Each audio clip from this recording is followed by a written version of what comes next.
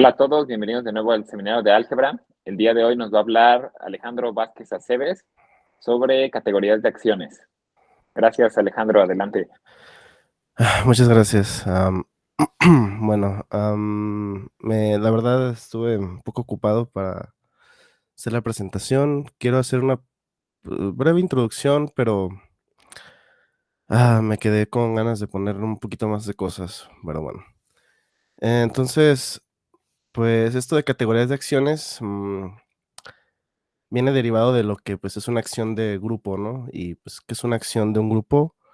Más bien lo vamos a conocer más bien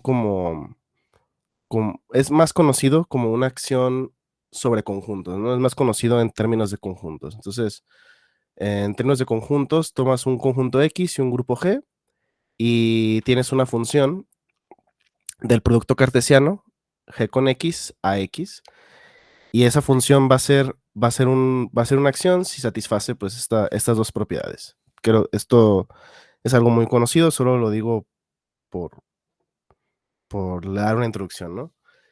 Aquí nada más me faltó agregar la equivalencia, pero ahí discúlpenme, está un poco ahí no.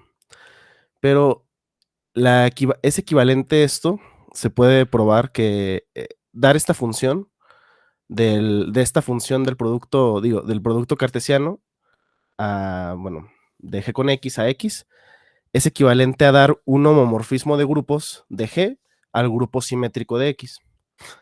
Entonces, esto desde un sentido categórico, em, nos está diciendo que hasta cierto punto podríamos ir a otra categoría, que no sea la de conjuntos, mm, nomás por salir de esta categoría, ¿no? Eh, y okey, tal vez ahí no puedo, ni siquiera puedo pensar en el producto, no podría hacer esta función, no podría generar esta función, porque quién sabe si puedo hacer el producto con ese objeto X en alguna categoría, pero sí se puede pensar en que el grupo G haya algún homomorfismo de grupos al grupo de automorfismos del objeto. Que bueno, ahorita explico un poco, voy a explicar un poquito, una introducción de categorías también, pequeña. Em, entonces, esto nos da una idea, pues, muy general acerca de lo que es una acción, ¿no? Es un homomorfismo de grupos, finalmente. Am, que de hecho incluso se podría generalizar a una acción de un monoide, pero bueno, eso ya no nos compete en esta plática. Entonces, ahora, ¿qué es una categoría? Rápidamente. Bueno, una categoría consta de los siguientes elementos, ¿no? Una clase de objetos. En la categoría de conjuntos, pues esta clase de objetos son la clase de todos los conjuntos, ¿no? Nada más para dar un ejemplo. Eso es un conjunto de flechas que hay entre A y B. Y A y B son dos objetos son dos elementos de esta clase, ¿no? Bueno, no puedo decir elementos, pero bueno. No sé. A y B son objetos y estos son como una colección se le dice una colección de flechas entre A y B en la categoría. En esta categoría que la vamos a denotar a lo largo de esta charla, una categoría arbitraria con la letra C. Entonces, eh, estas flechas deben satisfacer mm, ciertas condiciones, pero, bueno, por ejemplo, esta colección de flechas, mm, hay definiciones de categorías que puede admitir que esta colección no sea un conjunto, que de hecho, por ejemplo, en los objetos, en muchas categorías no son un conjunto, como por ejemplo en la categoría de conjuntos, esta clase ya no es un conjunto, pero, para el motivo de esta plática, solamente, o sea, en general es mejor tomar que asumir que esta colección de flechas es un conjunto, para que no se nos salga de lo conocido, ¿no? Y tiene que existir se puede decir que ya, bueno, como ya es un conjunto, ya puedo hablar de una función, yo asumo que es un conjunto, puedo hablar de funciones de esta manera, ¿no? En conjuntos hay productos, etcétera. Y esto prácticamente es la composición de flechas, que simplemente se pide que satisfaga esta propiedad, las siguientes propiedades, que, bueno, es que sea asociativa, y esto es que este diagrama, pues, sea conmutativo. Los diagramas conmutativos simplemente es que recorrer recorrer el diagrama por cualquier camino es equivalente, ¿no? O sea, es lo mismo ir de A a B por F y luego de B a C por G, que ir por la composición, que está aquí abajo, y bueno, etcétera, ¿no? Entonces, esto es asociatividad. Y aparte, debe de cumplirse en las categorías, debe de haber una flecha especial. Aquí en la colección de flechas, cuando tomamos el objeto, cuando tomamos este objeto y cuando tomamos los dos objetos iguales, A igual a B, ¿no? Entonces debe de existir una flecha especial que es la identidad, que es una flecha que, digamos, es como la identidad con, con esta operación de la composición, ¿no? Y que, bueno, va a satisfacer estas propiedades, ¿no? Esta es la identidad de B y esta es la identidad de A y todos los objetos tienen una identidad, ¿no? Entonces, em, y ya eso es una categoría, ¿no? La categoría más conocida, pues la categoría de conjuntos, pues otras categorías muy conocidas, categorías de grupo, la categoría de espacios topológicos, la subcategoría de, de espacios vectoriales, etcétera. Pero entonces, con esta idea con esta idea, ahora podemos pasar ahora sí las categorías de acciones. Primero vamos a definir lo que es perdón, lo que es un G-objeto. Los G-objetos vamos a considerar una categoría arbitraria, C, y un grupo G. Entonces simplemente vamos a definir un G-objeto como un par, por así decirlo, de un objeto en la categoría y una acción que recordemos, por lo mencionado en la introducción, pues una acción es simplemente esto, es un homomorfismo de grupos de G al grupo de automorfismos. Bueno, solo mencionar rápidamente que, que es un automorfismo. En teoría de categorías, se puede hacer la definición de lo que es se define lo que es un isomorfismo como simplemente una flecha. Un isomorfismo es una flecha entre, bueno, solo para tomar, ¿no? Aquí voy a tomar como ejemplo de A a B, la flecha F de A a B, y pensemos en que va a ser un isomorfismo si existe una flecha, ahora de B a A, que al componerlas dé la identidad en ambos sentidos, ¿no? Y ya, eso es una idea de isomorfismo que es general, no tiene nada que ver con, bueno, no está involucrado esto de inyectividad, etcétera, ¿no? Perdón, de la biyectividad, etcétera, de las funciones. Esto es completamente, pues, en una categoría arbitraria. Entonces, los automorfismos son simplemente todos los isomorfismos que tienen como dominio y codominio el mismo objeto. Entonces, ese es un automorfismo. Entonces, ahora, yo puedo definir lo que es un morfismo G equivariante. Dado estos, tomamos dos G objetos y entonces un morfismo G equivariante, pero como vemos, o sea, el morfismo es un morfismo en la categoría, ¿no? En categoría C, en la categoría de discusión, pero vamos a decir que es G equivariante si satisface esta condición para todo elemento en el grupo. Entonces, prácticamente es que la flecha F conmute con la acción.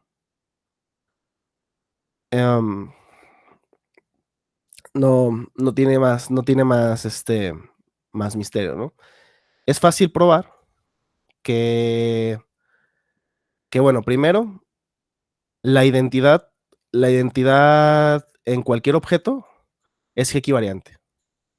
La identidad va a conmutar con la acción trivialmente. Entonces, por eso es equivariante.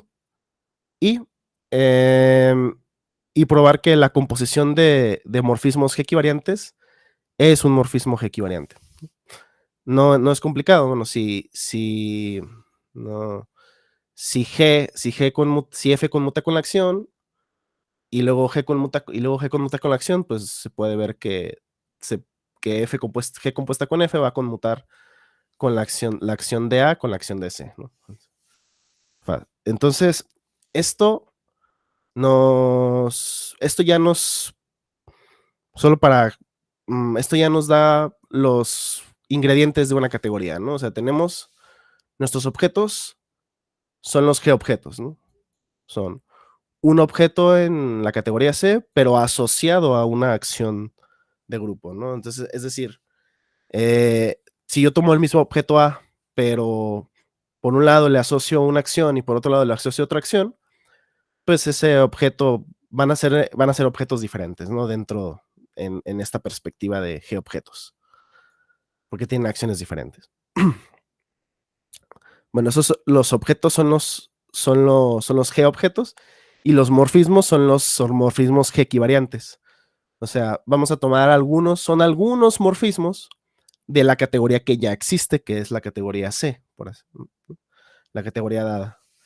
Entonces, tomamos algunos morfismos que van a ser los equivariantes y estos van a constituir esta categoría de G-objetos. Y lo voy a denotar con esta forma, ¿no? Entonces, esta categoría me va a satisfacer algunas propiedades.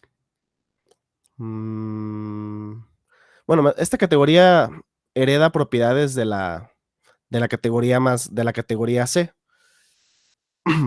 Para esto, nada más voy a definir rápidamente, voy a hacer un pequeño paréntesis para definir esto, que es un concepto categórico, que son los objetos iniciales, terminales y cero, ¿no? Un objeto inicial en una categoría es un objeto que para cualquier otro objeto solo existe una flecha, una única flecha. Y no existe tampoco, no existe ni más, existe exactamente una flecha, con dominio en el objeto inicial y codominio pues en el otro objeto. El ejemplo, digamos clásico, el ejemplo en la categoría de conjuntos sería pues el conjunto vacío, que para cualquier otro conjunto, la flecha vacía es la única flecha que hay entre esos dos conjuntos, ¿no? Por otro lado está el concepto dual, que es el objeto terminal, que ahora es un objeto en el cual para cualquier otro objeto existe una única flecha que tiene como codominio el objeto terminal. Entonces, bueno, ese es el concepto dual. Y bueno, perdón, rápidamente no es fácil revisar que, por ejemplo, en la categoría de conjuntos, el conjunto unipuntual es un objeto terminal, ¿no? Y el objeto cero, que es un objeto que es inicial y terminal a la vez. Esto sí es posible, bueno, y el ejemplo, podría decirse canónico, es el grupo trivial, el grupo que solo contiene la identidad. En la categoría de grupos, claro, en la categoría de grupos, pues como saben, solo existe un homomorfismo de este grupo con que este grupo es tanto objeto inicial como terminal en la categoría de grupos, ¿no? Entonces es objeto cero, el grupo trivial. Entonces estos objetos se heredan en la categoría de G-objetos. Si la categoría C, entonces tenemos esta proposición que nos dice que si la categoría C tiene objeto inicial, entonces la categoría de G-objetos también tiene objeto inicial, y respectivamente con el objeto terminal y respectivamente con el objeto cero.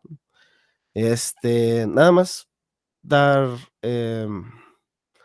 la demostración no es complicada, es porque solo existe un único objeto, o sea, si yo tomo el objeto inicial y le asocio la acción primeramente, solamente hay que notar que este objeto inicial, su grupo de automorfismos es trivial, ¿no?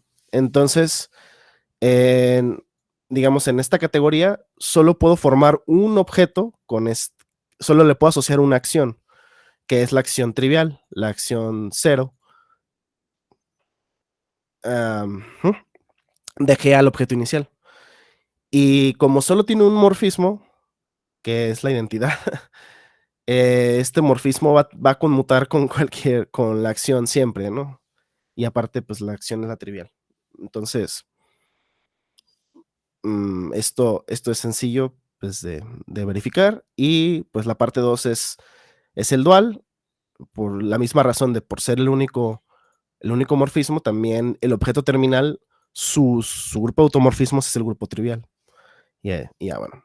El 3 es consecuencia de los otros dos. Entonces, yo nada más quiero aquí mencionar una cosa, ¿no? Que bueno, ok, ya tenemos esto de los geobjetos. Digamos, en términos de conjuntos, está muy estudiado. Son los G conjuntos, así se le llama tal cual. Esto de digamos, se estudia mucho esto, pero como sabemos, no es común que haya como morfismos entre objetos donde actúan diferentes grupos. Y bueno, esta es como parte del contenido principal de esta charla. Entonces, quiero hacer una definición aquí, que va a ser, vamos a definir la equivarianza, pero respecto a un homomorfismo de grupos. Entonces, eso hasta cierto punto solucionaría, ok, que aquí se le da esta posibilidad, ¿no? Pero hay diferentes maneras habría diferentes maneras, ¿no? Esta es una, y pues seguramente existen otras maneras de pensar en una equivarianza, pues si quieren generalizada, porque ahorita voy a explicar por qué es generalizada. No es complicado. Bueno, entonces, para empezar, yo pensaría en que yo tengo esta flecha, ¿no? Y esta flecha, digamos que pues no es, no, entre A y B, ay, perdón, no sé por qué, ¿qué pasa? Ok, ¿y por qué?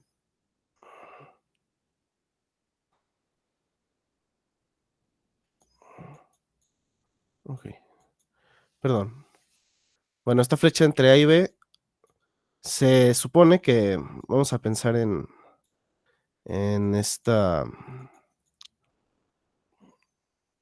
este dibujo de la equivarianza. Aquí está la acción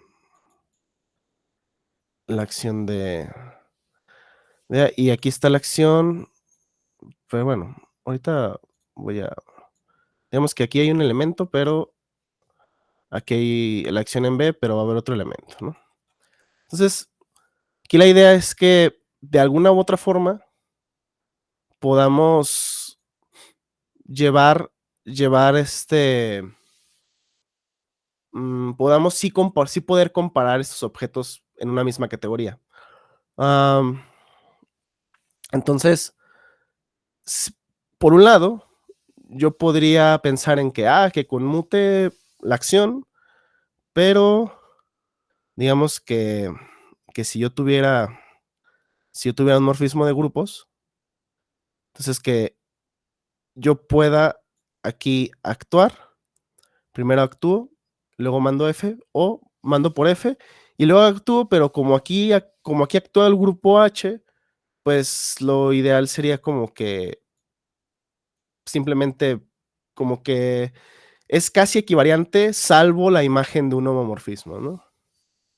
Sí, y de hecho, pensando, no sé, o sea, si aquí, aunque aquí consideran que sea G también, o sea, si consideran, ¿no?, que los 2 objetos A y B son G objetos, pero tenemos una flecha que no satisface, pues, esta propiedad de equivarianza, ¿no? No, esto no lo satisface, ¿no? Entonces, ay, okey. Bueno, pero, ¿qué tal si lo satisface casi, pensando en, pues, un endomorfismo de G? Pero por un lado, podría ser aplicar endomorfismo aquí, o si no lo aplicas acá, pues aplicarlo antes, ¿no? Y entonces ahí radica como la diferencia entre, como que aquí ya tenemos diferentes maneras, o sea, y estas aquí son 2, pero puede haber más, de hecho, no lo voy a mencionar en la charla. Sí, también por ahí se nos ocurrió una manera de como de biequivarianza, algo así, pero esos morfismos no se podían ver cómo se componían tan fácilmente, ¿no? Entonces, aquí lo que nos importa mucho es que se puedan componer los morfismos y pues bueno, eso es como la explicación de todo esto. Em, el cómo se llega, pues, a esta idea, pues simplemente damos un homorfismo de grupos. Entonces, por un lado, decidimos llamarle, em, a cuando se aplica el homomorfismo de grupos, mm, digamos, después de la F, pues decidimos llamarle equivariante, pero directo, y que sería phi equivariante, o sea, respecto a un homomorfismo de grupos.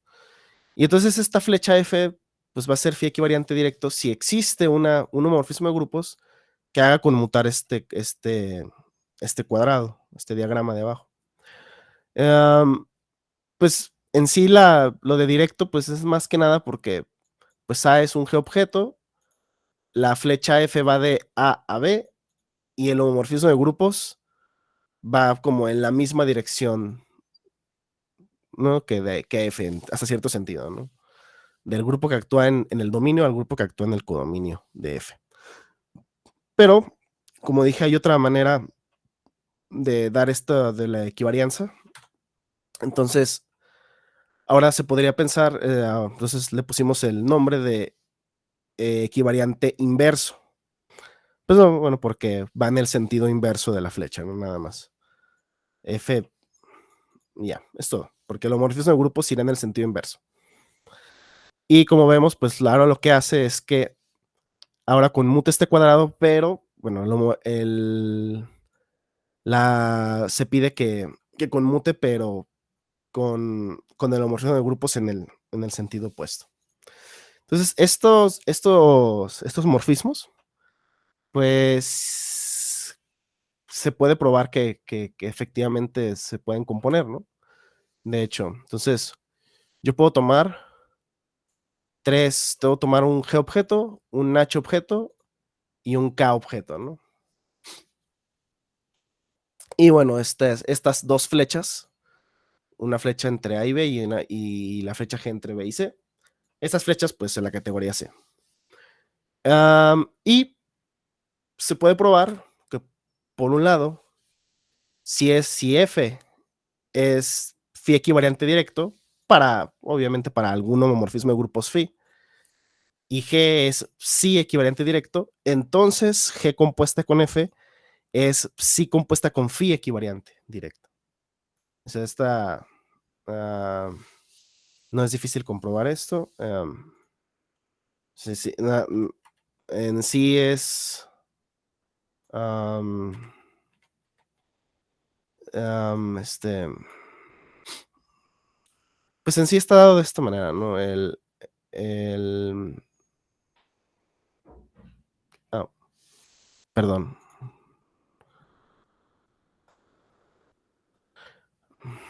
bueno, en sí no tiene mucha complejidad. Si se toma un elemento en el... Ay, perdón. Ah,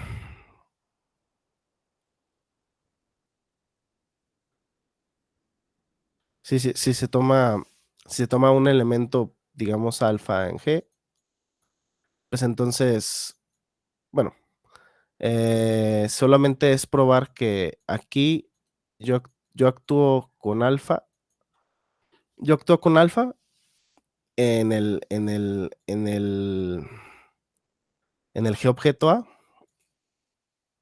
y debo probar que pues termino actuando en C, pero bajo la imagen de la composición de los homorfismos y pues eso simplemente es pues porque F, como F ya es phi equivariante, pues entonces esto conmuta así. em, Phi de alfa. Ahí está. Y como G es psi equivariante, pues entonces esto termina conmutando así, ¿no? Entonces, bueno, esa es prácticamente toda, toda la demostración, ¿no? Perdón. Entonces, no, creo que no necesito hacer esto. Entonces, eh, análogamente, se puede probar que también los equivalentes inversos se pueden componer. Nada más que la composición de G con F invierte o sea, la composición de G con F, F es, es G, es phi equivariante y G psi equivariante, entonces G compuesta con F está al revés del directo, ¿no? Como se puede ver. Y pues todo tiene que ver, simplemente la razón por la que está invertido esto es porque aquí phi, si F es phi equivalente inverso, phi es un morfismo que va de H a G, no de G a H. Y si G es un morfismo que es psi equivalente inverso, entonces psi es un morfismo que va de K a H. Y entonces pues, la composición va a ir de K a G y es justamente la que se necesita para que esta flecha sea equivalente respecto a su morfismo de grupos. Entonces, eh, ¿por qué? O sea, mmm, es fácil notar, quiero hacer notar que, que, bueno, es G equivariante, es pues equivalente a equivariante respecto a la identidad, ¿no? Eh, no, no, entonces, efectivamente los morfismos equivariantes ya son phi equivariantes para phi igual a la identidad del grupo. Entonces, efectivamente, entonces para nada más, ya que tenemos este lema que nos permite componer tanto morfismos equivalentes directos como inversos y que la identidad de un objeto A también va a ser phi equivariante, de hecho directo e inverso porque este, bueno, porque es respecto a la identidad del grupo y bueno, es que es fácil ver que satisface las dos definiciones. Entonces, eh,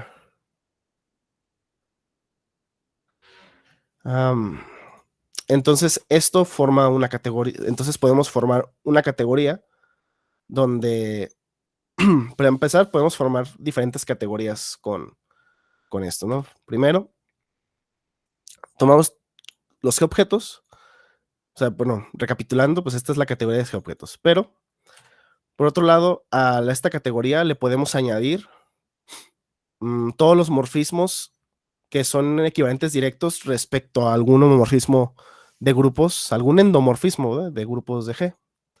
Eh, eso por un lado. Claramente esta categoría está encajada aquí porque pues todos los morfismos equivalentes son equivalentes directos.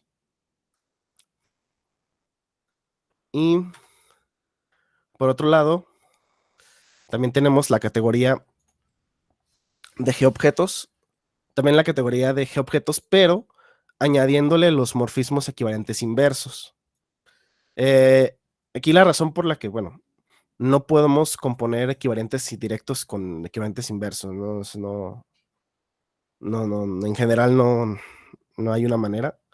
Entonces, sí nos terminan formando como dos categorías hasta cierto punto separadas, pero que, por así decirlo, tienen ahí una intersección, ¿no? Que son como los morfismos que son equivariantes directos e inversos.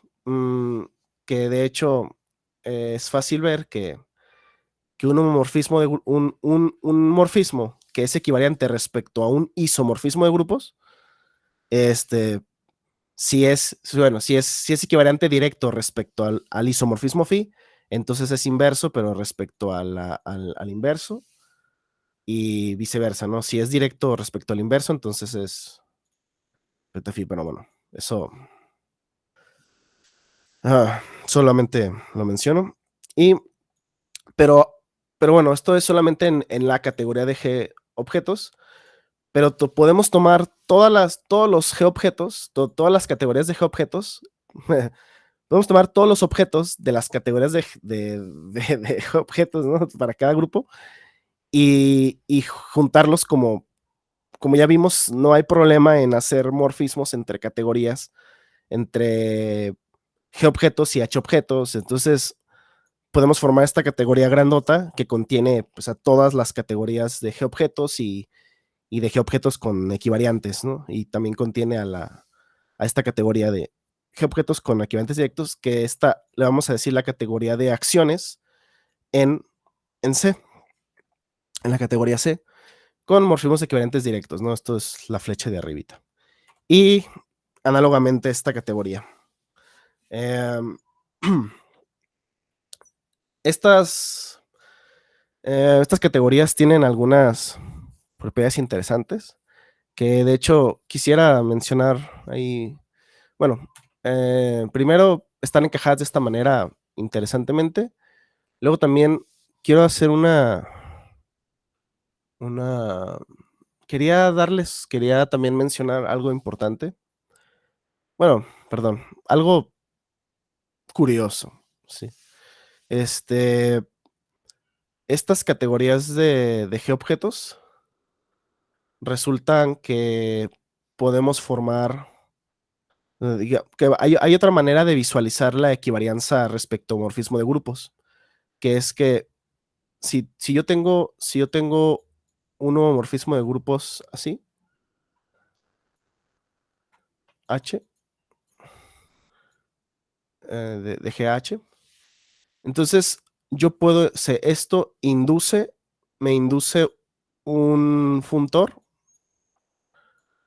de la categoría de H objetos a la categoría de G objetos, simplemente bueno, para empezar, en flechas es la identidad, es decir, no modifico las flechas, no se modifican. Si yo tomo, pero, em, yo voy a tomar un H objeto que en sí lo voy a poner así. ¿Por qué? Porque esto lo va a mandar a este objeto. Así, compuesta con el homomorfismo de grupos. No, esto es un homomorfismo que va de G a los automorfismos de A. Entonces una acción, es una acción de G en A. Entonces sí efectivamente esto es un G objeto. Y la razón por la que es un funtor y es de hecho un funtor covariante, o sea, es porque yo puedo tener una flecha a otro objeto, ¿no? Em, Perdón, no sé por qué no. Y bueno, aquí claramente va a conmutar en, aquí claramente la flecha F, digamos, si yo mando F, la sigo mandando a F. Ay, lo que le puse, que me equivoqué, perdón. La sigo mandando a F, porque si F ya es H equivariante, entonces quiere decir que conmuta para todos los elementos de H. Y en particular, pues va a conmutar para los que están en la imagen de phi. Entonces, por eso esto se va a aplicar, ¿no? Entonces, yo nada más quería ver que quería hacer notar que si yo tengo un morfismo, o sea, yo tengo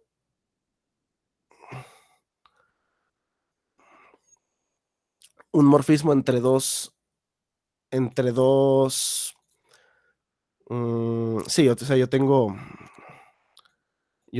a un G-objeto. ¿Por qué no funciona esto?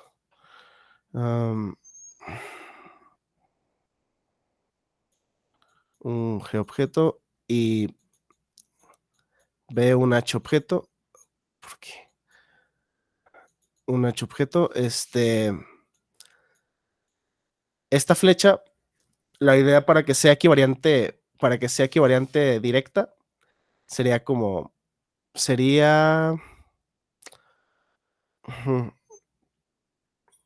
para que sea equivariante directo, sería mover el codominio a los G. Entonces existe, o sea, si F es equivalente directo es porque existe el homorfismo de grupos de GH, ¿no? Entonces esto me induce un funtor. Eso quiere decir que puedo llevarme B a la categoría de G-objetos, y en sí también esta flecha va a ser equivalente directa si esta flecha F, bajo la imagen de este funtor, es G equivariante. O sea, ya digamos que aquí nomás pero se agrega solo en el dominio. Y esta flecha, digamos que en el sentido contrario tengo un homomorfismo psi. Bueno, entonces esta flecha va a ser psi equivariante inversa. Si esta flecha,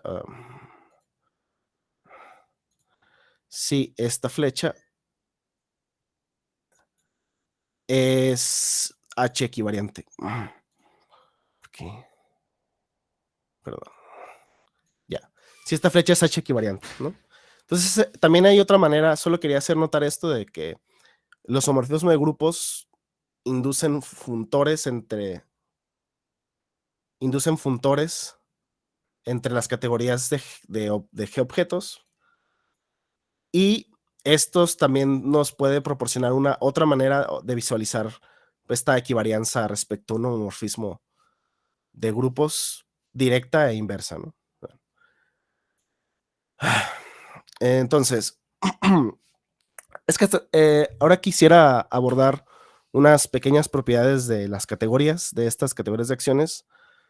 Por ejemplo, esta es una propiedad interesante. De hecho, las siguientes propiedades van a ser todas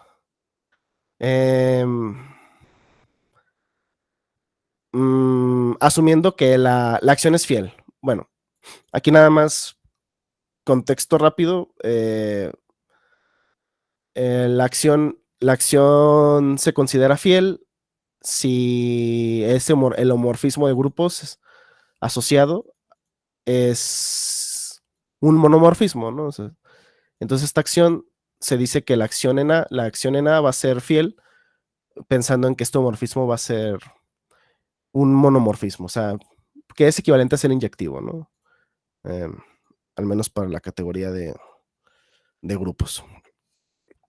Entonces, este lema lo que nos dice es que si tú tienes una acción fiel, entonces La identidad, que sabemos que la identidad en A sabemos que sí es equivariante, pero que de hecho, si la acción es fiel, no va a pasar que sea equivariante respecto a otro homomorfismo de grupos, solo puede ser equivalente respecto a la identidad, ¿no?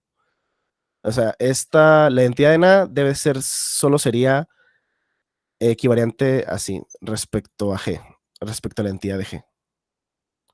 Así. Entonces, este lema,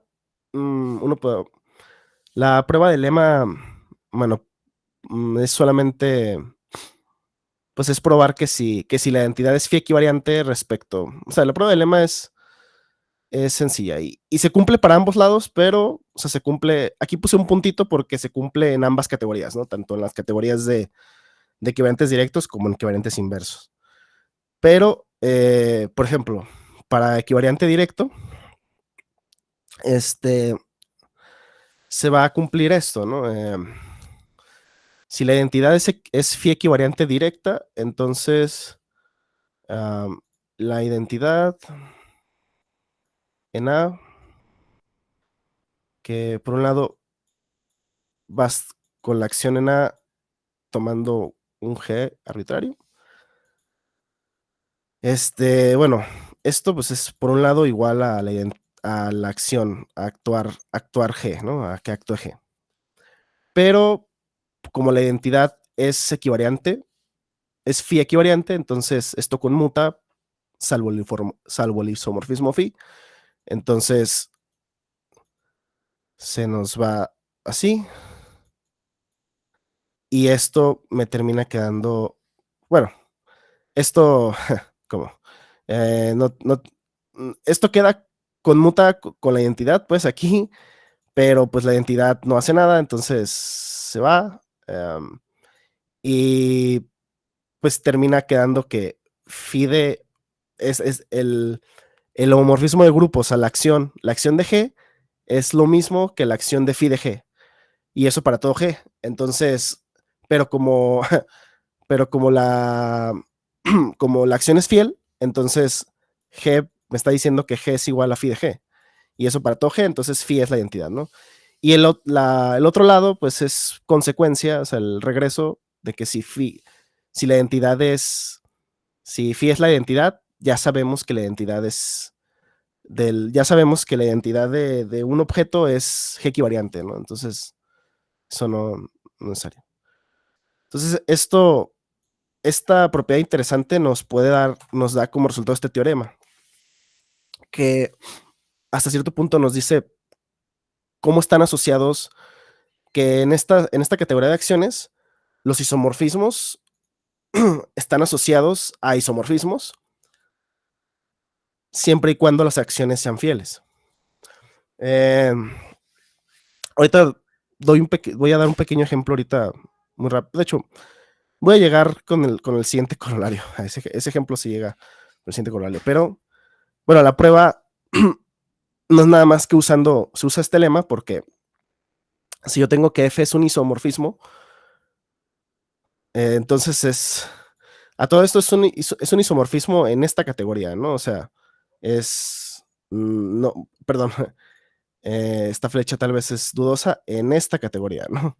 Eso quiere decir que existe F inversa, que va de B a A, y que, bueno, es sí equivariante, ¿no? Para algún homomorfismo de grupos.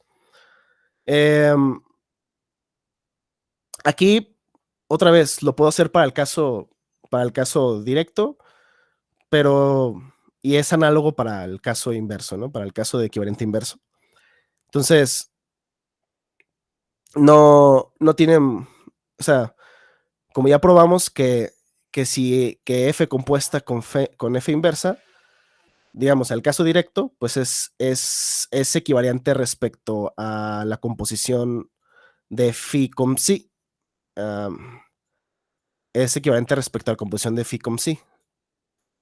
Entonces, la cosa es que como estas dos son, como esto es un isomorfismo, esto es la identidad, perdón, en A. No, en B, perdón. La identidad en B.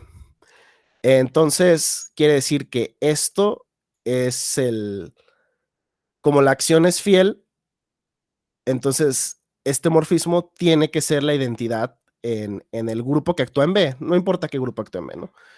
Y por la misma razón, F inversa compuesta con F que es la identidad en A,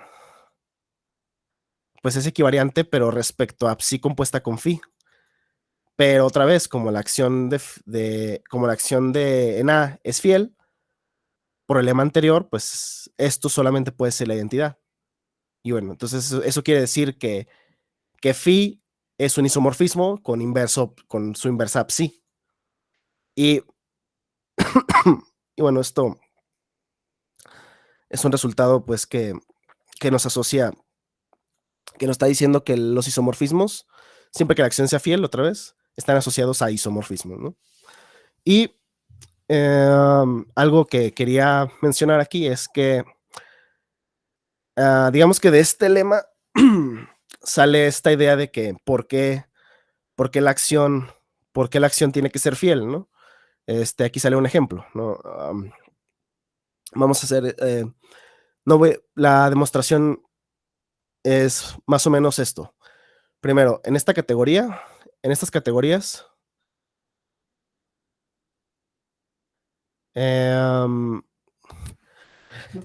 ya se probó que en la categoría de G objetos, con morfismos G equivariantes, simplemente, si la categoría C tiene objeto inicial, entonces la categoría tiene inicial. Pero la única acción que hay es la de G, la trivial, entonces ese mismo objeto inicial va a ser el inicial de este. Pero en esta categoría más grande, ¿cómo se prueba que sí tiene objeto inicial, no? Y entonces eso es probando que todos los objetos de estas categorías individuales, bueno, que para cada grupo, cada una de estas categorías tiene su objeto inicial, pero la cosa es que ese objeto, sí, bueno, esto asumiendo que la categoría sí tiene objeto inicial, ¿no? Es probar que esos grupos son isomorfos, ¿no? Entonces, es probar digamos, este objeto inicial, con esta acción, esto va a ser un G objeto,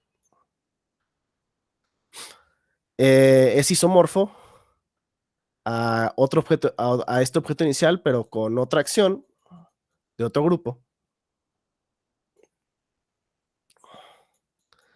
Y bueno, la prueba es más o menos porque solo existe un único morfismo y aunque hagamos ciertas composiciones ahí, perdón, aunque se hagan ciertas composiciones, pues ese único morfismo sigue siendo phi equivariante. Y phi equivariante respecto a qué homomorfismo de grupos, a todos los homomorfismos de grupos que hay entre H y G. O sea, de hecho, la flecha identidad de este objeto va a ser equivalente respecto a todos. Y esto es un contraejemplo, pues, de lo que pasa. Y esto en general va a pasar, digamos, va a haber más flechas, es decir, va a ser más flechas que la identidad de G. Entonces, sí, ¿cómo decirlo? Sí. Ay, perdón, me estoy trabando. Es que si el grupo no es la identidad, o sea, si el grupo no es el trivial, perdón, si el grupo no es el trivial, entonces, ok, bueno, es probar que estos son isomorfos, perdón, por un lado. Ahora, para dar el contraejemplo de acá es tener aquí la identidad, o sea, tenemos aquí la identidad de este objeto inicial, pero, bueno, si le quieren poner, vamos a meterlo en la categoría un poquito más grande de directos, de equivariantes directos. Bueno, pues aquí toda esta identidad va a ser siempre equivariante respecto a todos los endomorfismos de G, a cualquier endomorfismo. Entonces, solamente si G es el grupo trivial, solo va a tener un endomorfismo y entonces va a ser la identidad y entonces este sí va a ser solamente equivariante respecto a la identidad del grupo G. En otro caso, no. Y es que justamente solamente cuando el grupo no es trivial, pues esta acción solamente cuando el grupo es trivial, esta acción es fiel, ¿no? Y es esto. Y esto nos está diciendo, hasta cierto punto nos está diciendo que bueno, que si yo tomara, no sé, cualquier otro objeto A, y le pongo la acción trivial en cualquier grupo, no es difícil probar que este objeto va a ser isomorfo a cualquier otra acción trivial de otro grupo, ¿no? Si esto es un H objeto, pero bueno, vamos a poner esta categoría, porque no es difícil probar que estos dos son equivalentes. Eso nos está diciendo que la acción trivial en sí, no importa de qué grupo venga, es la misma acción, por así decirlo, ¿no? Bueno, ya solo quería dar ahí una especie de interpretación. Y bueno, como corolario es que si hay objeto cero, entonces hay objeto cero en estas categorías. Ahora, lo último que quería hablar eran sobre dos proposiciones como que relacionan los monomorfismos de una categoría, de la categoría, en este caso, la categoría C, con los morfismos, bueno, con los morfismos asociados, ¿no? Entonces, por ejemplo, este teorema, esta proposición, lo que nos dice es que si yo tengo una flecha que es equivariante, es phi equivariante, tengo esta flecha, me está diciendo que si esta flecha es equivariante directa, si esta flecha que sea equivalente directa es un monomorfismo, pero en C, o sea, en esta categoría, eso es un monomorfismo, pero en la categoría C. Entonces, si la acción es fiel, otra vez, aquí estoy usando, como decía, estos teoremas son de que la acción sea fiel. Si la acción es fiel, entonces phi automáticamente me está diciendo que este homorfismo respecto al que es equivariante va a ser un monomorfismo de grupos. Ahora, si en cambio esta F es equivariante inversa, pero es un epimorfismo en C, que monomorfismo y epimorfismo son conceptos duales que tiene que ver con que se cancela por la derecha y por la izquierda respectivamente, ¿no? Se puede cancelar el morfismo. Y ahora, ahora en este caso la acción de B tiene que ser la que sea fiel, en ese caso otra vez phi va a ser un monomorfismo. Y ahora, por otro lado, hay otra proposición, pero esta proposición nos relaciona más bien cuando la flecha F es un retracto. Que ser un retracto significa que tenga inverso, creo que derecho o izquierdo, no recuerdo bien. Ahorita retracto es que tenga, retracto y sección es que tengan inverso. O sea, es un caso particular de morfismo y epimorfismo, pero no es lo mismo, ¿no? Aquí sí tienen inverso. Sí hay sí tiene una flecha que compuesta por un lado es la identidad de uno. Que aquí está, bueno, de hecho aquí está, que tiene inverso derecho, ¿no? Y secciones que tiene inverso izquierdo. En este caso, nos está diciendo que si el morfismo tiene inverso derecho, entonces el morfismo de grupos es un epimorfismo, pero más aún, o sea, es un retracto dentro de la categoría de grupos. Eso quiere decir que también tiene inverso derecho. Y si por otro lado, si F está relacionado si F es equivariante inverso, pero es una sección, esto es que tenga inverso derecho, digo izquierdo, siempre y cuando la acción sea fiel, ¿no? Entonces podemos garantizar que el morfismo al que está respecto al que es equivariante es un epimorfismo. Y más que eso, pues es un retracto, ¿no? Y bueno, perdón por pasarme de tiempo, ya terminé era todo lo que quería decir. Muchas gracias por escucharme. Muchas gracias, Alejandro. Pues no sé, tengan preguntas, comentarios. Sí, adelante, Jorge Alfredo. Hola, gracias. No. ¿Se escucha? Simón, sí se escucha. Ah, muy bien.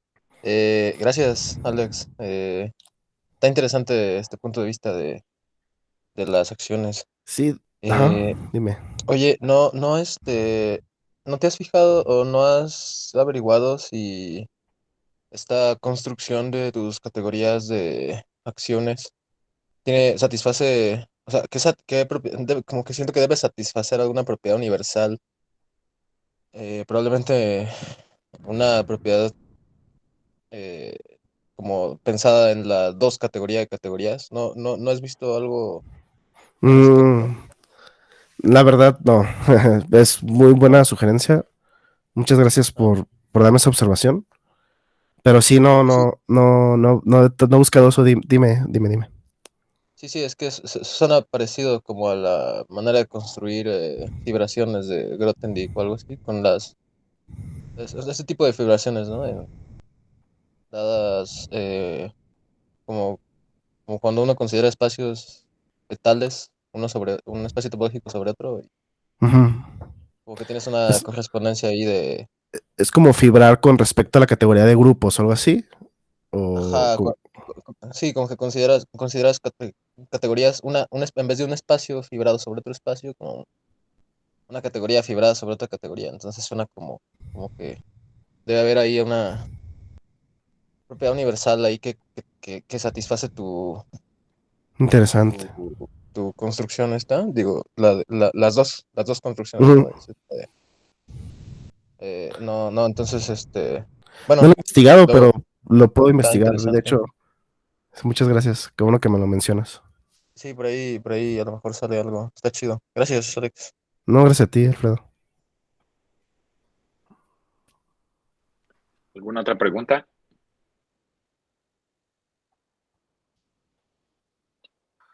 Em, yo tengo una Sí, pregunta. sí, dime, Ángel. O sea, sé que alguna vez lo discutimos en algún momento de este año, creo, ¿no? ¿Cierto? Ujú, Sí.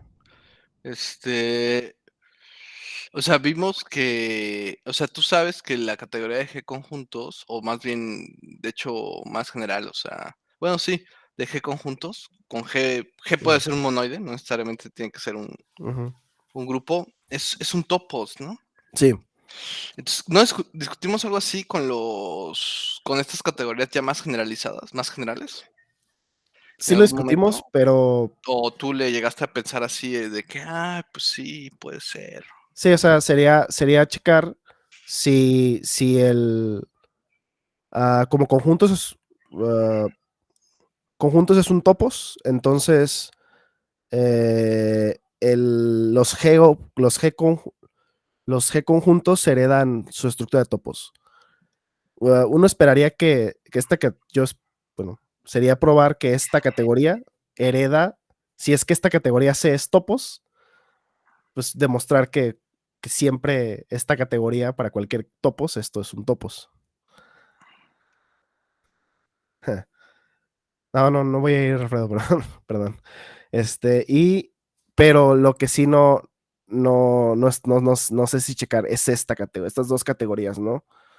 Estas dos Claro. categorías, si este es un topos, entonces ver que estas dos sean un topos, no lo sé, eso no lo he investigado, pero sí es una pregunta muy interesante, la verdad, y que de hecho, bueno, igual lo puedo mencionar que yo todo el tiempo estuve mencionando que pues están los objetos y está el conjunto asociado a una acción, pero se me olvidó mencionar esto de que hasta cierto punto esto es como una manera muy general de ver lo de representaciones de grupos, ¿no? Porque finalmente esta categoría de G-objetos es como la categoría de representaciones de grupos sobre un espacio sobre.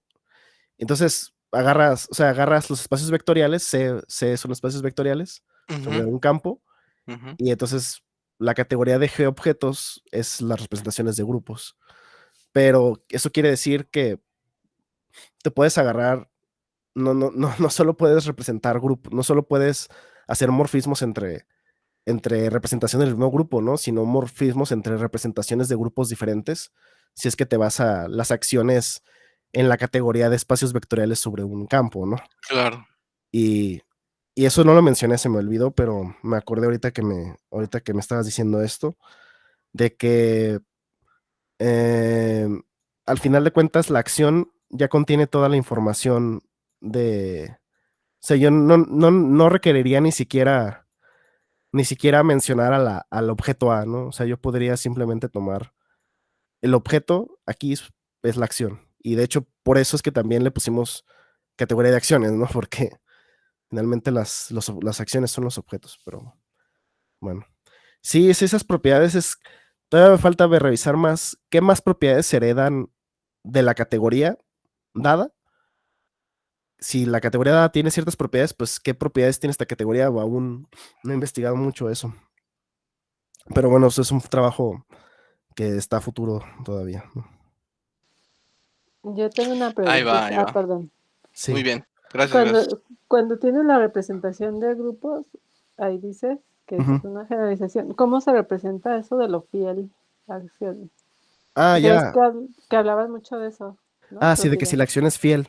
Ajá. Ya, en la representación de grupos, pues sería que el homomorfismo sería que la acción sea fiel es nada más que tal vez eso, no quedó claro que la acción, ya, las acciones de grupos son un homomorfismo de grupo. Las acciones de grupos simplemente es un homomorfismo de grupos. Ujú, Entonces, que sea fiel, y de hecho es una caracterización de ser fiel incluso pues, en esto es una caracterización clásica ujú, de que, bueno, por un lado la definición de fiel es que el único, digamos, en conjuntos, que si yo actúo, que si, que si un elemento me fija a un elemento del grupo fija a todos los elementos, pues eso solo puede pasar si G es igual a la identidad. Y ok. esto es ser fiel, pero se puede probar bueno, esta propiedad pues es equivalente a que el homomorfismo de grupos que induce la acción, que es, um, sí, no, o sea, la acción, la G actuando en X, tienes esta acción, pues esto induce un homomorfismo de grupos de G al simétrico de X. Ujú, Y si, bueno, esta es una prueba clásica de que es equivalente, que este homomorfismo es definido de la manera así: G es igual a G puntito, pues algo, ¿no? G puntito algo. Entonces, definido de esa manera, eh, ser que esto sea inyectivo y este sea inyectivo, o un monomorfismo de grupos, es equivalente a esto. Entonces, digamos que en general, en categorías, pues simplemente se dice que va a ser fiel si este morfismo de grupos es inyectivo o es un monomorfismo. Entonces, en representaciones de grupos es eso. Y es que en representaciones de grupos, este automorfismo, en representaciones de grupos sobre espacios vectoriales, pues este automorfismo es el general lineal de un espacio vectorial. Y este es G, y tienes G, una representación es un homomorfismo de G al general lineal, y nada más que sea fiel la acción, que sea fiel significaría que este homomorfismo sea inyectivo. Y ya, eso, perdón. No sé si le respondí la pregunta a Sí, la sí, doctora Paz, sí, pero muy bien, muchas gracias. no, gracias a usted. Muy bien, ¿alguna otra pregunta? Bueno, pues muchas gracias nuevamente, Alejandro. No, gracias, Alonso. Gracias. De hecho, Ya, olvidé mencionar esto, bueno, este trabajo es parte de la tesis que hice con el doctor Alonso y con el doctor Ángel Saldívar. Entonces, de hecho, es un pedazo de la tesis porque la tesis no trata sobre esto. Pero Wow. sí, muchas bien, gracias a los dos, de muy verdad. bien. Mm. Sí, no, pues gracias a ti. Y ya luego a ver si Chido, hay chido. todas estas sugerencias de investigar más de categorías también para ya luego Sí, salga otro artículo, ¿no? sí. Bueno, pues muchas gracias a todos. Sí, muchas gracias a todos. Muchas gracias, Alex. Sale, gracias. Bye, bye. Bye, bye. Bye, bye. Gracias.